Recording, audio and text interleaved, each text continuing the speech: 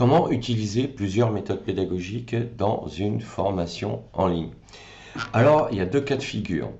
Soit tu fais des cours avec un objectif bien particulier. Si par exemple tu as une formation qui fait 3 cours. Dans ton premier cours, tu vas juste délivrer les éléments, les principes fondamentaux de ta formation, de ton cours, du contenu. Donc là, on va dire que tu vas faire une formation théorique. À partir de là, tu vas pouvoir utiliser seulement la méthode pédagogique expositive. Et après, tu souhaites donc faire un deuxième cours où là, tu vas commencer à démontrer l'intérêt de pouvoir appliquer ces connaissances théoriques. Donc là, tu vas utiliser la méthode pédagogique démonstrative.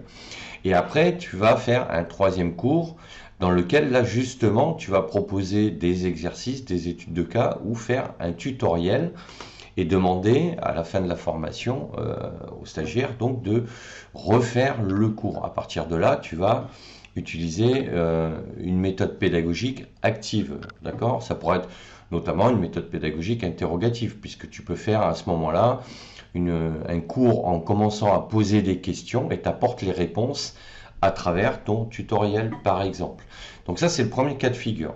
Deuxième cas de figure, tu fais une formation qui regroupe ces 3 étapes. C'est-à-dire que ta formation, elle fait par exemple 30 minutes. Tu commences par 10 minutes de formation expositive, c'est-à-dire que tu vas juste présenter les fondamentaux et le sujet.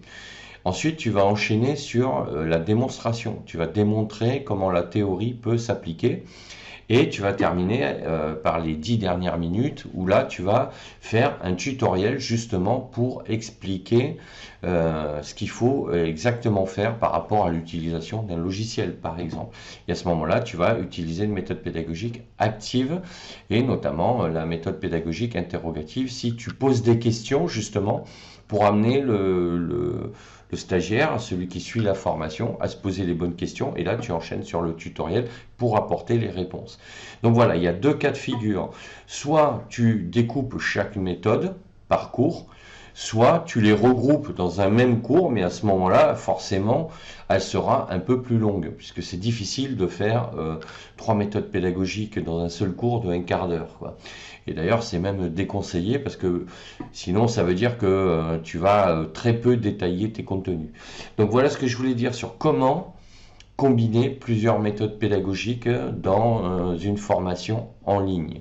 Donc n'hésite pas à me laisser un commentaire sur le sujet, à mettre un pouce bleu vers le haut, à t'abonner à la chaîne et pense à cliquer sur la petite cloche pour être averti quand je sors d'autres vidéos. Et sache que tu peux télécharger mon livre Devenir formateur en ligne, le lien est dans la description de la vidéo. Je te dis à bientôt, ciao ciao.